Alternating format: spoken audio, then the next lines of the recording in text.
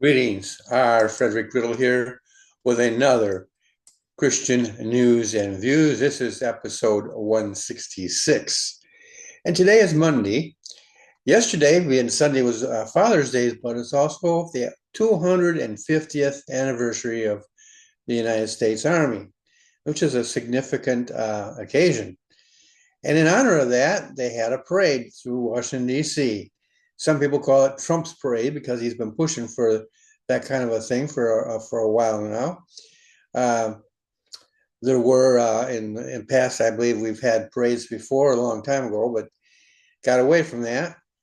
But I think there's a lot of good to be said for having those parades. It does project an image of strength, and when you especially you look at the victories, the how the U.S. Army in this case has represented the United States.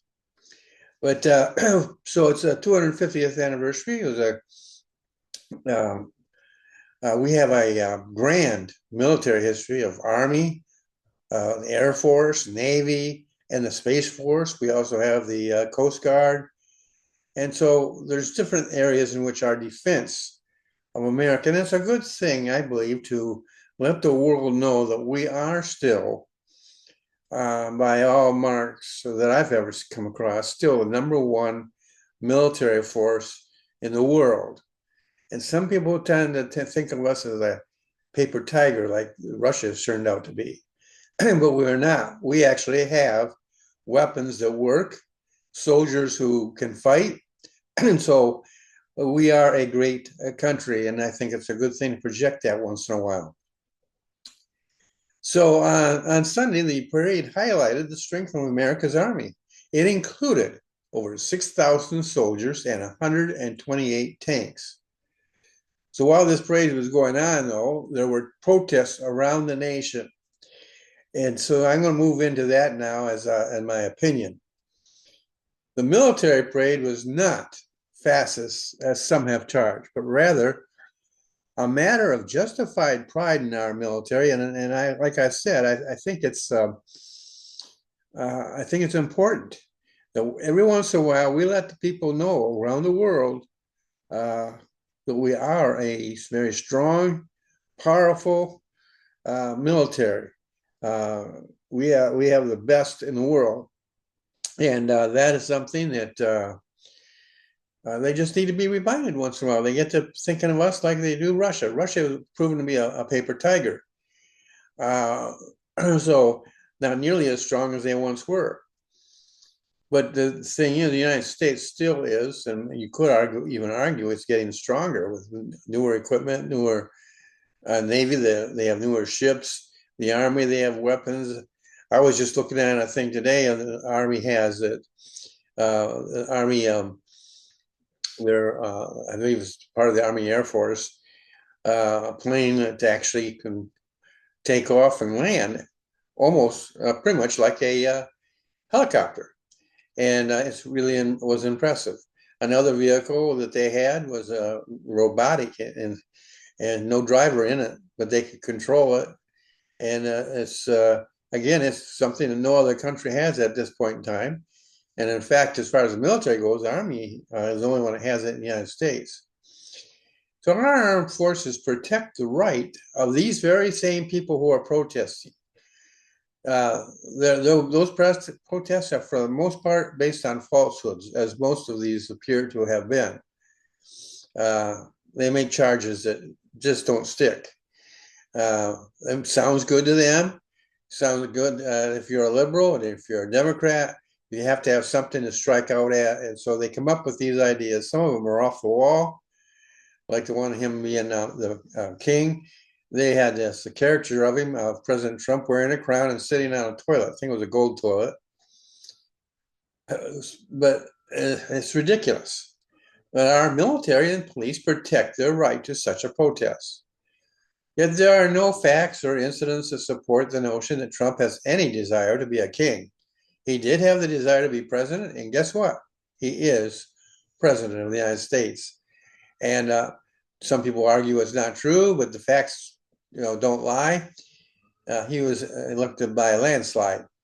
You look at the actual votes, you look at the electoral votes, you look at the demographics of the election, by any measure, he had a resounding victory. Now, they also are objecting to the activation of the National Guard, which the president has the right to do, and it has been done by other presidents in the past. Now, California was doing virtually nothing to curtail violent protests, which the media has deemed mostly peaceful. I don't know what their interpretation of mostly peaceful is, but it probably doesn't jibe with most of us when we think of peaceful.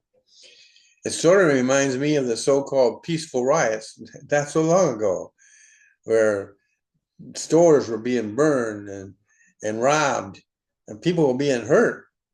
Don't remember if anybody got killed them or not. I think there was one or two that did get actually killed in a riot. But the thing is, they were, according to the media, peaceful.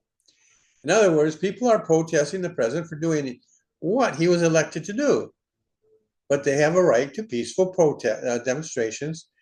But history shows that liberals don't understand the word peaceful. Now, here in my own town where I live, people protested and again promoted what I call lies. Trump gets called a liar because he exaggerates. But typical politicians in both parties don't just exaggerate, they come very close to outright lies. Well, I guess that is okay if you are a liberal or a Democrat. But again, people have the right to believe what they want to believe, to protest and march, as long as they do so peacefully and respectfully. And our military protects that right. So I hope this is puts things in sort of perspective as what the media is saying about the parade and about the protests.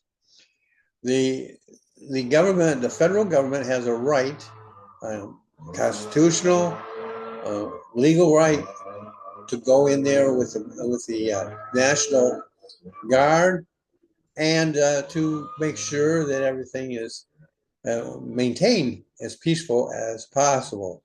ICE agents, federal agents need to be protected. That shouldn't have to happen. But they had to do it because the state government wasn't doing anything for them to protect them. And so that has to be done.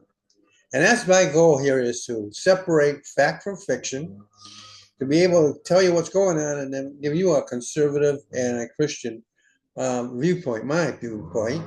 It may differ from yours. You're still conservative, you're still Christian, but your opinion might be different than mine. Feel free to comment on it. Just be remembered to be civil.